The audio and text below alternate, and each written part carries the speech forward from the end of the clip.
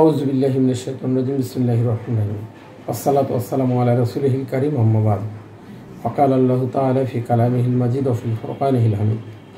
সম্মানিত সুধী দর্শক মণ্ডলী, সকলকে আমার অন্তরের অন্তঃস্থল থেকে ভালোবাসা, শুভকামনা এবং আন্তরিক সালাম জানাচ্ছি। আসসালামু আলাইকুম ওয়া রাহমাতুল্লাহি ওয়া বারাকাতুহু। আজকে আমি একটি বিষয় নিয়ে আপনাদের সামনে হাজির হয়েছি। সেই বিষয়টি হচ্ছে দেশ বাঁচাতে আবার ঐক্যবদ্ধ হন। এই ঐক্যবদ্ধ হওয়ার কোনো বিকল্প নেই। আপনারা দেখছেন বিগত কয়েকদিন থেকে শেখ হাসিনার ষড়যন্ত্র ক্রমেই প্রতিহিংসা পরায়ণ হয়ে উঠছে এবং সেই সাথে আওয়ামী লীগ কিন্তু আবার বেপরোয়া হয়ে উঠছে। আওয়ামী লীগ সংগঠিত হচ্ছে এবং ছাত্রলীগ আওয়ামী লীগ মাঠে নেমে গেছে। এটা নামার উদ্দেশ্য হচ্ছে তারা সারা বাংলাদেশে যে অন্যায় অত্যাচার করেছে সেটা যদি বিচারের আওতায় আসে, একবার যদি তাদের বিচার হয়, তাহলে তারা আজীবন আর কোনোদিন মাথা উঁচু করে দাঁড়াতে পারবে না, তাদের পরিচয় দিতে পারবে না, রাজনীতিবিদ হিসেবে কোথাও প্রতিষ্ঠিত হতে পারবে না। এই বিচার থেকে বাঁচার জন্য, বিচারটাকে নষ্ট করার জন্য ডক্টর ইউনূসের সাথে তারা উঠে পড়ে লেগেছে বিভিন্নভাবে।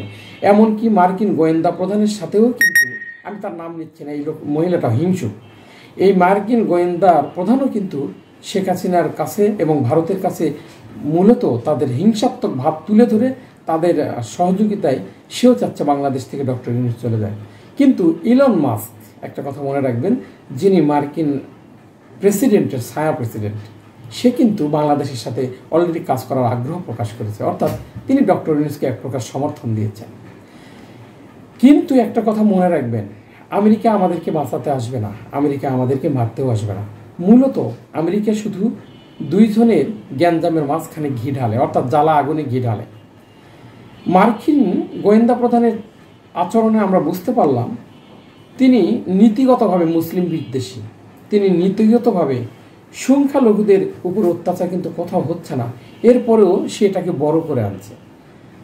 তাতে বোঝা যাচ্ছে সে ভারত এবং শেখ হাসিনার কাছে কথা বলে, তাদের সাথে কথা বলে অলরেডি তাদেরকে সমর্থন জানিয়েছে যে সে তাদের পক্ষে আছে। কিন্তু বাংলাদেশের মানুষ যদি এ ব্যাপারে সচেতন না হয়, তাহলে কিন্তু এই জাতির কপালে আবারও দুঃখ দুর্দশা নেমে আসবে। কারণ শেখ হাসিনা বিচারের আওতার মুখোমুখি হওয়ার বদলে আমাদের পার্শ্ববর্তী দেশ তাকে আশ্রয় দিয়ে কেন, একজন জেনে শুনে একজন গণহত্যাকারীকে কেন আশ্রয় দিয়ে তার পক্ষ নিয়ে বাংলাদেশের সকলকে কিনে নেওয়ার চেষ্টা করছে। ভারতের গোয়েন্দা সংস্থা রর মাধ্যমে, ইসকনের মাধ্যমে বাংলাদেশকে এক প্রকার চাপে রাখার সর্বাত্মক প্রচেষ্টা চালিয়ে যাচ্ছে। আমরা বুঝতে পারছি না যে এই বিপ্লবী সরকার বাংলাদেশে বিপ্লবী হিসেবে পরিচয় না দিয়ে তারা দিয়েছে অন্তর্বর্তী সরকার। শুধু অন্তর্বর্তী সরকারের কোনো ভেল নাই।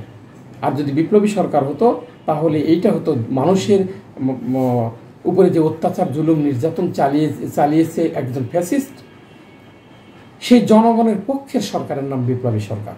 আর অন্তর্বর্তী সরকার মানে হচ্ছে দেশ থেকে একদল সরকার পালিয়ে গেছে, একটি সরকার পালিয়ে গেছে, এই সরকারের শুধুমাত্র তারা শূন্যতাটা পূরণ করেছে।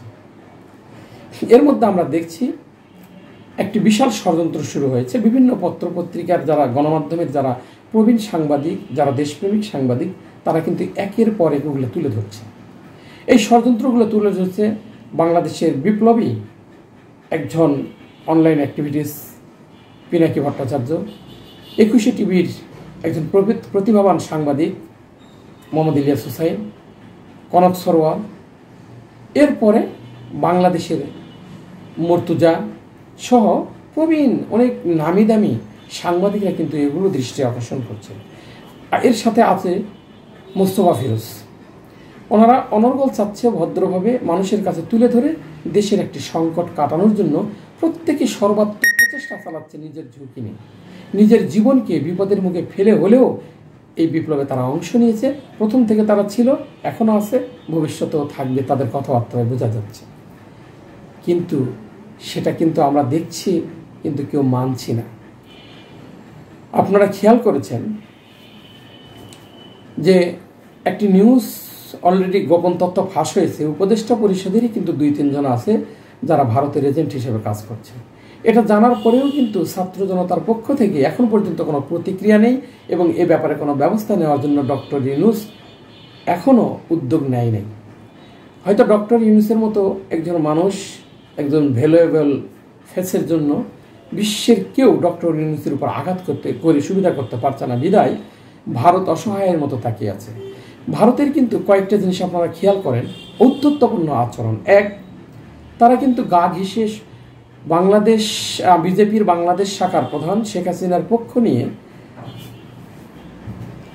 তারা অলরেডি সীমান্তে এসে গণ্ডগোল করছে। এই গণ্ডগোল কিন্তু এতদিন ছিল না। আপনারা আরও একটু খেয়াল করলে দেখবেন যে ভারতের সাধারণ নাগরিকেরা কিন্তু হাসা নিয়ে, বটি নিয়ে, অস্ত্র নিয়ে তারা যে উগ্র, তারা সীমান্তে অবস্থান নিয়েছে, অথচ আমাদের বাংলাদেশের জনগণ সেটা নেয়নি। এ ব্যাপারে বিশ্বের কেউ বলছে না, কিন্তু বলছে যে বাংলাদেশে নাকি সংখ্যালঘুদের উপর নির্যাতন হচ্ছে, অথচ একটা প্রমাণও নাই বাংলাদেশে সংখ্যালঘুদের উপর নির্যাতন হচ্ছে। আপনারা খেয়াল করেন, অনেক প্রশ্ন উঠছে। উপদেষ্টা পরিষদে ভারতের অনেক এজেন্ট আছে যারা সময় মতো তাদের খেলা দেখাবেন, এরপরেও সেটা বাছাই করার জন্য কার্যত কোনো উদ্যোগ গ্রহণ করা হচ্ছে না। আমরা যদি দেখি, ভারত এবং আমেরিকার সহযোগিতায় যদি ফ্যাসিস্ট হাসিনা আবার প্রতিষ্ঠিত হয়, বাংলাদেশে যদি একবার ঢুকে যেতে পারে, তাহলে আপনাদের কিন্তু সংসার ঠিক রাখবে না। আপনাদের বাগান কিন্তু এই বর্তমানে যে বাংলাদেশ একটি সাজানো বাগান, সে বাগানকে তছনছ করে দেবে। এই কারণেই দিবে, তারা বিচারের হাত থেকে যদি বাঁচতে পারে তাহলে তাদের রাজনীতি দীর্ঘায়িত হবে, আর যদি এই বিপদে তারা পড়ে যায় তাহলে তাদের রাজনীতি এবারেই শেষ। তারা অংশ নেবে বাংলাদেশে। এ ব্যাপারে ভারতে একটি মিটিং হয়েছে, সেই মিটিংয়ে অনেকেই ছিল। তার মধ্যে একটি কলঙ্গার ছিল যে 15 বছর আওয়ামী লীগকে বৈধতা দিয়ে এই নির্যাতন অত্যাচারের সহযোগিতা করেছে। সেই পার্টির নাম জাতীয় পার্টি। সেই পার্টির প্রধান হচ্ছে জিএম কাদের।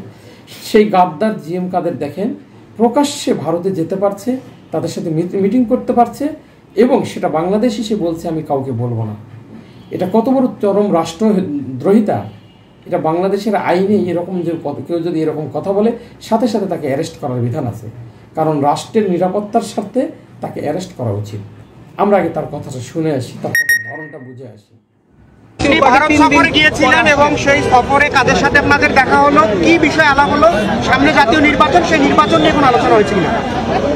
আমি ভারত সরকারের আমন্ত্রণে সেখানে গিয়েছিলাম। ওখানে বেশ কয়েকজন গুরুত্বপূর্ণ ব্যক্তির সাথে আমার খোলামেলা আলাপ আলোচনা হয়েছে। কিন্তু সেই আলাপ আলোচনা কার কার সঙ্গে হয়েছে এবং কি বিষয় নিয়ে হয়েছে, এগুলো বিষয়ে আমি বিস্তারিত কিছু বলতে পারবো না, কেননা আলাপগুলো ওইভাবেই করা হয়েছে। ওনারা যদি কোনো প্রকাশ করতে চান করবেন, আমার পক্ষ থেকে ওনাদের পারমিশন ছাড়া আমি কোনো কথা বলতে পারবো না। সম্মানিত সুধী দর্শক মণ্ডলী, আমি আপনাদের মাধ্যমে ছাত্রদেরকেও অনুরোধ করব যে ছাত্ররা এতদিন বিভিন্ন দলের সহযোগিতা নিয়ে ফ্যাসিস্ট হাসিনাকে তাড়াতে সক্ষম হয়েছে। স্বাধীনতা অর্জনের চেয়ে স্বাধীনতা রক্ষা করা অত্যন্ত কঠিন। তাই এখনও যেহেতু তাদের বিচার হয়নি, বাংলাদেশ থেকে এখনও ফ্যাসিস্ট মুক্ত হয়নি, তাই এই ছাত্রদের উচিত বাংলাদেশের সকল দেশপ্রেমিক রাজনীতিবিদদের এবং দেশপ্রেমিক সকল দলের সাথে মিটিং করে আবারও ঐক্যবদ্ধ হয়ে ফ্যাসিস্টের সকল ষড়যন্ত্র মোকাবেলা করা। তাছাড়া ডক্টর ইউনূসও বিপদে পড়বে, এই ছাত্ররাও বিপদে পড়বে, কারণ তারা মরণ কামড় দেওয়ার জন্য সর্বাত্মক প্রস্তুতি গ্রহণ করেছে, কিন্তু কোনো দিকে সুবিধা করতে পারছে না। তারা সুবিধা করতে তখনই পাবে যখন ডক্টর ইউনূসকে তার নির্দিষ্ট মেয়াদের জন্য নির্বাচন দিতে বাধ্য করতে পারবে, আর সেই নির্বাচনে আওয়ামী লীগকে বিভিন্ন কৌশলে অংশ নেওয়ার সুযোগ দেওয়া হবে। তাই আমাদের সর্বাত্মক প্রচেষ্টা থাকা উচিত আওয়ামী লীগের ফ্যাসিস্টদের বিচার না হওয়া পর্যন্ত তারা কোনোভাবেই যেন বাংলার জমিনে কোনো নির্বাচনে কোনোভাবে ছদ্মনামে, এমনকি সদ্য পাঠিতেও যেন অংশ নিতে না পারে, এ ব্যাপারে সবাইকে সতর্ক থাকা, উপদেষ্টা পরিষদ ঢেলে সাজানো, সেই সাথে বাংলাদেশের সকল বাহিনীকে নিয়ে মিটিং করা, যাতে তাদের সকল ফ্যাসিজম রুখে দেওয়া যায়, এবং সেই সাথে বাংলাদেশের সংবাদ মাধ্যম যারা বাংলাদেশের কাঙ্ক্ষিত উন্নয়ন চায়, যারা বাংলাদেশের পক্ষে সবসময় জোরালো ভূমিকা রাখে, তাদেরকে নিয়ে মিটিং করে বাংলাদেশের তথ্যের ব্যাপারে একটি জোরালো প্রচার মাধ্যম হিসেবে গড়ে তোলার জন্য প্রচেষ্টা করা উচিত। সকলে ভালো থাকুন, সুস্থ থাকুন। আসসালামু আলাইকুম ওয়া রাহমাতুল্লাহি ওয়া বারাকাতুহু।